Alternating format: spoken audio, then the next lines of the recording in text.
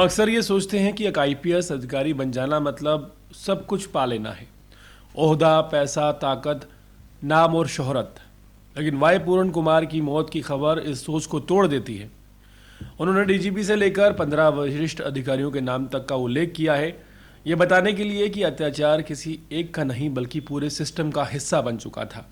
हर दिन, हर आदेश, हर मीटिंग में उन्हें उनकी जाति का एहसास दिलाया जाता था।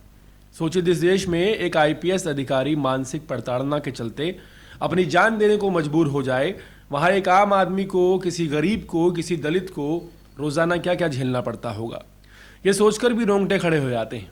आईपीएस वाई पूर्ण कुमार 8 से 9 पन्नों का एक नोट लिख कर गए हैं और सड़े हुए सिस्टम को हमेशा के लिए अलविदा कह गए।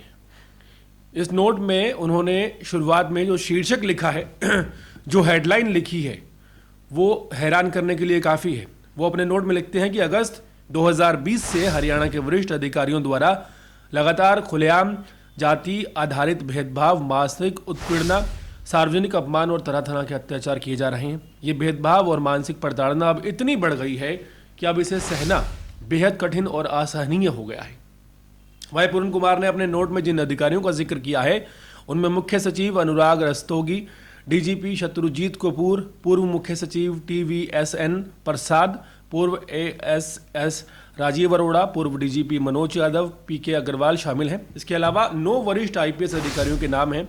ये अधिकारी हैं अमिताभ ढिल्लोन, संदीप खिरवार, संजय कुमार, कला रामचंद्रन, माता रवि किरण, शिव कविराज, पंकज नयन, कुलविंदर सिंह और SP रोहतक नरेंद्र।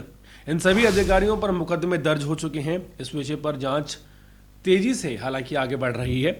चंडीगढ़ पुलिस ने आईपीएस वाई पूर्ण कुमार के मामले में जांच शुरू कर दी है। IG की अध्यक्षता में SIT गठित की गई है। IAS एसोसिएशन ने चंडीगढ़ के DGP से मुलाकात की है और हरियाणा के आरोपित अफसरों की गिरफ्तारी में देरी का कारण भी पूछा है। मुख्य सचिव और गृह सचिव ने आईपीएस पूर्ण कुमार की पत्नी से मुलाकात कर संवेदना जताई है। हरियाणा सरकार ने आईपीएस पूर्ण कुमार के परिवार की सुरक्षा बढ़ा दी है और आवास के बाहर सुरक्षा बलों की तैनाती हो गई है।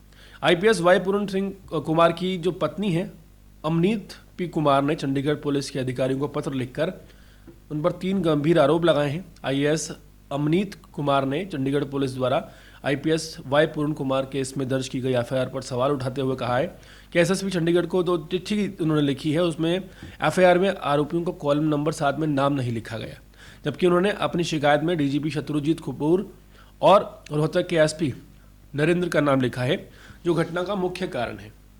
उनका आरोप है कि SC/ST prevention of atrocities act की धाराएं भी सही से नहीं लगाई गई हैं।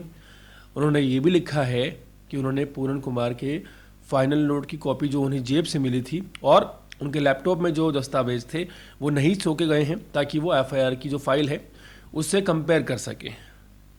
ये जो नोट है 8 पेज का आईपीएस वाई पूर्ण कुमार का, ये उस असहनीय पीड़ा की गवाही है जो हरियाणा के आईपीएस अधिकारी वाई पूर्ण कुमार के अगस्त 2020 से लगातार झेली। एक ऐसा अधिकारी जिसे कानून व्यवस्था बनाए रखने की शपथ ली थी, लेकिन खुद ही उस व्यवस्था के हाथों जाति आधारित भेदभाव, मानसिक उत्पीड़ना और सार्वजनिक अपमान का शिकार बन गए।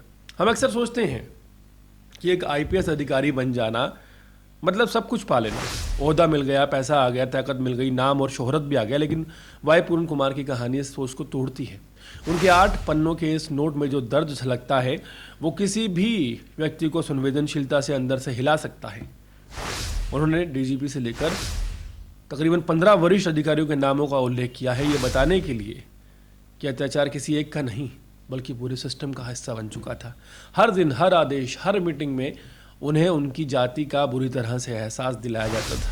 उनकी पत्नी IAS अधिकारी अमनीत P कुमार का साफ कहना है कि ये खुदकुशी का मामला नहीं है बल्कि एक संवैधानिक हत्या है।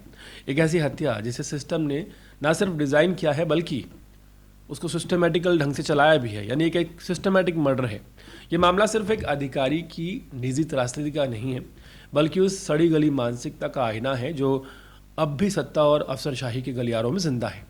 सवाल सिर्फ ये नहीं है कि पूर्ण कुमार ने ऐसा कदम क्यों उठाया, बल्कि यह भी है कि आखिर एक आईपीएस अधिकारी तक अगर खुद को सुरक्षित नहीं महसूस करता तो आम आदमी का क्या होगा। आईपीएस पूर्ण कुमार का नोट एक आखिरी दस्तावेज नहीं बल्कि एक आरोप पत्र है उस सोच के खिलाफ जो जाति की योग्यता से ऊपर मानती है। यह हमें याद दिलाता है कि पद भले बड़ा हो जाए पर अगर सिस्टम बीमार है तो किसी को भी इज्जत, मन और जीवन सुरक्षित नहीं फील होता। जब सरकार और समाज दोनों को आत्ममंथन करने का वक्त है कि आखिर कब तक ऐसी संवैधानिक हत्याओं को आत्महत्या का नाम देकर फाइलों में हम दबाते रहेंगे। सबसे बड़ा सवाल यह है कि एक आईपीएस अधिकारी कितना मजबूर होगा कि उसने खुद अपनी सर्विस रिवॉल्वर से खुद को गोली मार ली। यह वाकई बहुत दुखद घटना है और उसके पीछे के जो तथ्य सामने आए हैं उनमें सबसे बड़ा सवाल ये है कि क्या डीजीपी से लेकर उन तमाम बड़े अफसरों पर कार्रवाई हो पाएगी या मामला ठंडे बस्ते में चला जाएगा।